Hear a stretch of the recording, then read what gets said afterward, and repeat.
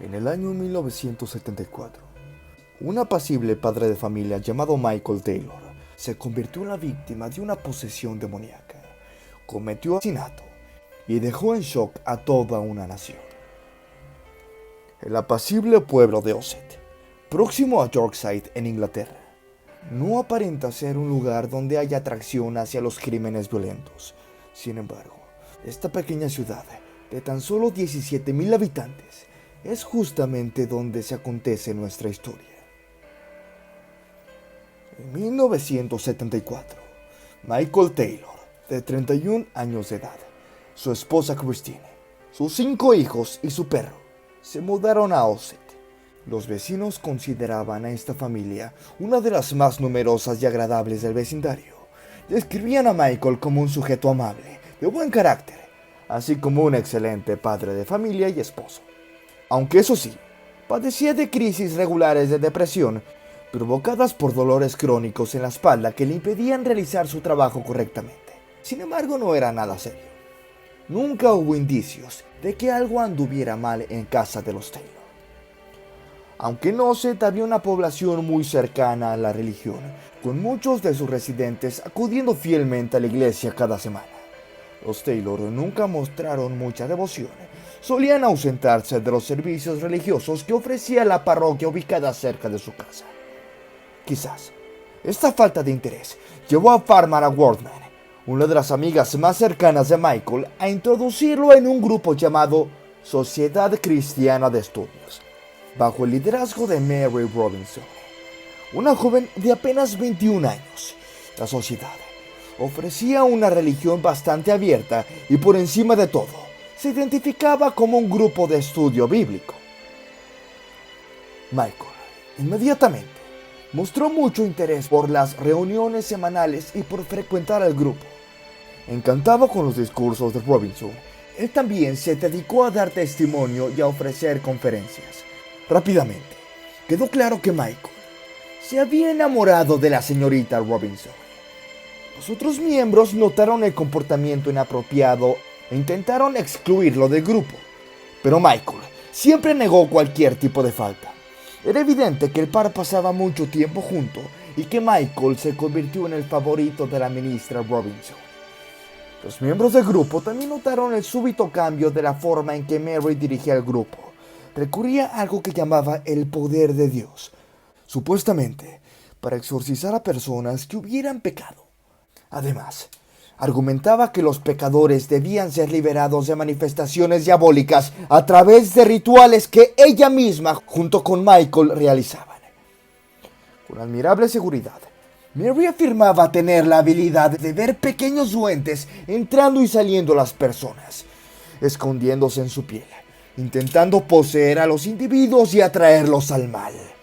Mary y Michael estaban convencidos de que determinados rituales podían sacar a los duendes y expulsarlos al infierno. En el método que había creado podían distinguirse artefactos y palabras de poder, elementos de magia ritual, algunas nociones de teosofía e incluso enseñanzas del gran ocultista y mago Aleister Crowley. Uno de los rituales debía hacerse exclusivamente durante la luna nueva, con una daga de hierro y una vasija en la que se recogía la sangre. En otro, se invocaban nombres de diversos ángeles para poder expulsar a los demonios. Este cambio tan radical terminó incomodando a la mayoría de los miembros de la sociedad, que terminaron por abandonarla. Sin embargo, otros se mantuvieron fieles a las enseñanzas y Michael se quedó en un grupo que poco a poco pasó a ser un culto. Su esposa e hijos ya no asistían a estas reuniones, que fueron trasladadas al sótano de una casa particular. Ya no se hacían en el lugar que había cedido la diócesis. El comportamiento de Michael con su familia también cambió de forma radical. Se convirtió en un hombre completamente diferente, callado, nervioso y agresivo. Christine estaba convencida de que el grupo estaba ejerciendo algún tipo de influencia negativa sobre su esposo. Y en esa misma época descubrió que Michael había abandonado su empleo para dedicarse a, escuchen esto, escribir un nuevo evangelio junto con Mary Robinson.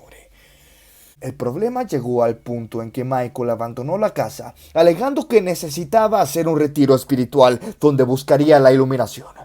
Enfadada por su comportamiento, Christine lo acusó de mantener una aventura con Mary. Michael huyó inmediatamente, totalmente descontrolado. Se subió a su auto y desapareció. En los días siguientes, Michael no dio señales de vida. Se notificó a la policía, pero simplemente parecía que se lo había tragado la tierra. Se supo de él hasta un mes después, cuando apareció en la sede de la Sociedad Cristiana de Estudios, asegurando que había percibido una presencia demoníaca intentando apoderarse de su cuerpo y obligándolo a cometer actos atroces. Mary aceptó hacerse cargo de él, empleando para esto uno de sus rituales de exorcismo. Durante este ritual, Michael explotó en una inmensa ira, al punto que se vieron obligados a detenerlo para que no agrediera físicamente a la ministra. Los testigos del exorcismo aseguran que Michael se expresó en idiomas extraños, utilizó diferentes voces e incluso llegó a levitar. Más tarde, Robinson dio su versión de los hechos. Y cito: llamé al poder de Dios. Pedí que intercediera para liberar a Michael de cualquier influencia diabólica. Fue entonces cuando sus facciones cambiaron. Casi parecía una bestia. Mantenía sus ojos en mí con una mirada furiosa. Ordené que el demonio abandonara su cuerpo, pero empezó a gritar y a escupir. También hablaba lenguas extrañas. Me quedé totalmente petrificada. Logré ver una figura sobre él, como si fuera una presencia inmaterial. Un demonio con alas y cuernos se posó sobre su cuerpo como una sombra. Sentí el hedor nauseabundo del azufre. Pedí ayuda divina. Imploré para que Jesús arrojara a la bestia al infierno. Solo entonces empezó a desaparecer. Más tarde, Michael declaró no recordar nada de lo que había pasado. Los testigos confirmaron que estaba sumamente alterado, evidentemente fuera de sí, pero no pudieron observar ningún tipo de ente diabólico o sentir el olor a azufre. Pese a todo esto, Michael recibió el perdón de Mary y los amigos lo llevaron a su casa. La familia lo recibió con alivio, prometiendo que todo saldría bien de ahí en adelante. Pasó por varios exámenes médicos y parecía gozar de una excelente salud física. Pasaron 3 semanas sin el más mínimo inconveniente, pero entonces empezó a dar señales de que algo andaba muy mal. Michael despertaba a gritos en medio de la noche. Se alimentaba de carne cruda. Rompía los muebles de la casa. Hablaba en un idioma desconocido y se carcajeaba como un loco. La situación se volvió tan delicada que Christine envió a los niños a casa de sus amigos y solicitó a algunos vecinos que le ayudaran a atar a su esposo en la cama. Era por todo sabido que la cordura de Michael se arruinaba progresivamente y que podía ser un peligro si llegaba a quedar libre. Mary entró en contacto con varios sacerdotes afirmando que fuerzas demoníacas se habían apoderado del cuerpo de Michael y que su alma corría grave peligro. El párroco local visitó la casa y quedó sorprendido con lo que vio. La atmósfera de la casa era helada. Adentro hacía 10 grados menos que en el exterior. Michael rechinaba los dientes, gritaba y hablaba en lenguas desconocidas. En arameo, según testigos que estuvieron en el lugar. Escupía, pateaba y mordía todo aquel que se le acercaba. Lo mantenían atado a la cama con cuerdas que le lastimaban los brazos y tobillos, y a pesar de esto, nadie se atrevía a acercársele. El párroco escribió una carta en la que recomendaba que se le practicara un exorcismo de inmediato, pues había reconocido características inequívocas de la acción de fuerzas del mal. En general, una petición de esta naturaleza requiere de un examen completo y de una verificación psiquiátrica. Pero sorpresivamente, el obispo de Yorkshire otorgó el permiso para llevar a cabo el exorcismo. 2 religiosos, el ministro Peter Beans y el reverendo Raymond Smith, fueron solicitados para ejecutar el exorcismo. El ritual inició a la medianoche del día 5 de octubre de 1974 en la iglesia de St. Támasis. donde se encontraba Michael después de que lo trasladaron bajo efectos de sedantes. Aquella noche, los dos sacerdotes serían puestos a prueba como nunca antes. Apenas arrancó el exorcismo, Michael sufrió una serie de convulsiones incontenibles y desplantes en los que mordía, escupía y se arañaba. Lo ataron a un pesado banco de madera y lo inmovilizaron con cuerdas. Durante 8 horas, Michael, o quien sea que había estado dentro de su cuerpo, recibió oraciones, fue rociado con agua bendita y fue obligado a renunciar al cuerpo que pretendía quedarse. El reverendo Smith afirmó que más de 40 demonios habitaban al mismo tiempo el cuerpo de Michael. Entre ellos, entes que promovían el incesto, bestialidad, blasfemia, lujuria, herejía, masoquismo y conocimiento carnal. Estos supuestos seres se jactaban de haberse instalado en Michael y obligarlo a hacer cosas horribles en el periodo en que se ausentó. A la mañana siguiente, los sacerdotes totalmente agotados se retiraron a descansar, pero Michael permaneció atado. Decidieron dar continuidad al ritual por la tarde, pues algunas entidades todavía permanecían en el cuerpo del hombre. Los sacerdotes creían que la posesión estaba vinculada con los rituales de ocultismo y el estudio sobre brujería que habían hecho en la sociedad, que esto le abrió las puertas al mal para que entrara en su cuerpo. Christine visitó la iglesia durante el exorcismo. Quedó totalmente impactada por lo que vio. No reconocía a su esposo. Durante el ritual, uno de los demonios que hablaba a través de Michael contó que él los había invocado y que por eso tenían derecho a quedarse allí el tiempo que quisieran. También proclamó que antes de irse, matarían a una persona y la llevarían al infierno. Agotados física y mentalmente, los sacerdotes se retiraron a la sacristía a descansar, mientras una enfermera suministró un tranquilizante a Michael para que durmiera. Este es el punto donde la historia se vuelve aún más oscura. Lo que sea que haya afligido a Michael, un ejército de demonios o una enfermedad mental, lo había dotado de una fuerza descomunal. Alrededor de las 10 de la mañana, apenas 2 horas después que los sacerdotes se fueron a descansar, Michael logró zafarse de las ataduras y huyó de la iglesia sin que nadie se diera cuenta. Se escabulló por el vecindario y fue directo a casa, donde encontró a su esposa dormida en la habitación matrimonial. Michael la atacó brutalmente, estrangulándola hasta la muerte, con sus propias manos. Perforóle los ojos con la punta de un lápiz, arrancándole la lengua y mordiéndole casi todo el rostro de una forma salvaje. Cuando terminó, Michael se fue contra el perro y lo destrozó miembro por miembro. A continuación, salió desnudo de su casa, cubierto de sangre de pies a cabeza, vagando sin destino y gritando: "Esta es la sangre de Satanás". Los aterrorizados vecinos solicitaron de inmediatamente a la policía, y una patrulla llegó rápidamente al lugar.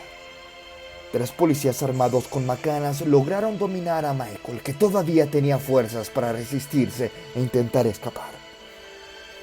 Dentro de la casa encontraron el cuerpo mutilado de Christine en un charco de sangre. Pese a todo ese horror de aquel día, la tragedia pudo haber sido mucho mayor, pues los hijos de Michael tenían previsto regresar por la mañana.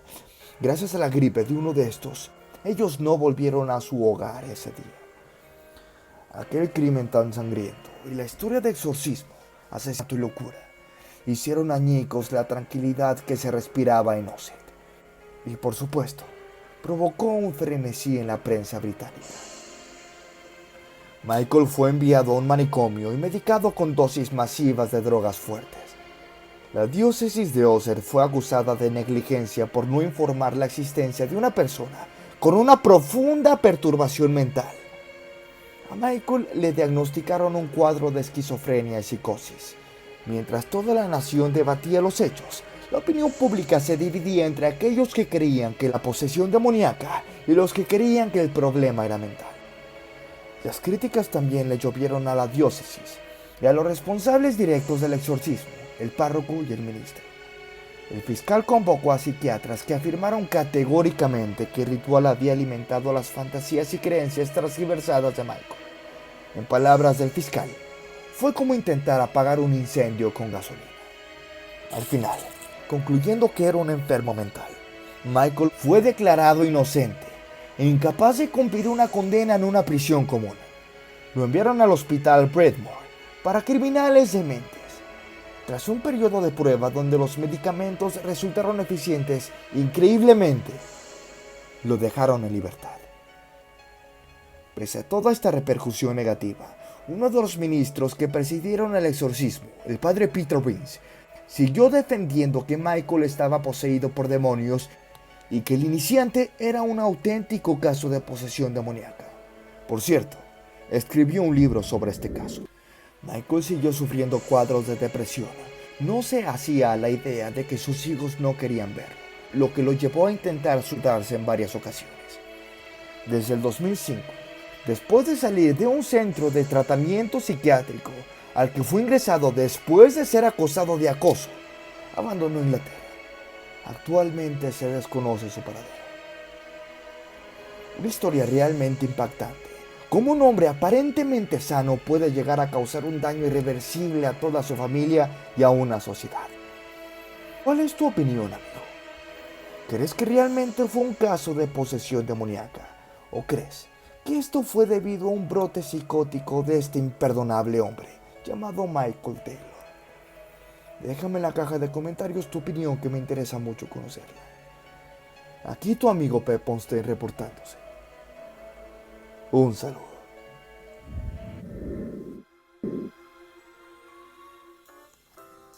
Antes de terminar con el video, quiero invitarlos a formar parte de los miembros del canal. Tendrán muchos beneficios, como obtener insignias especiales, ver contenido exclusivo o mirar contenido antes que sea público, así como pedirme directamente algún tema de qué hablar, al igual que pedirme alguna canción para tocar, entre muchos beneficios más. Si mi trabajo les gustó, los invito a que dejen su like y se suscriban al canal, ya que me ayudan un montón a continuar con este proyecto, además de que es totalmente gratis. Larga vida a todos ustedes, amigos, y recuerden, ¡Let's rock!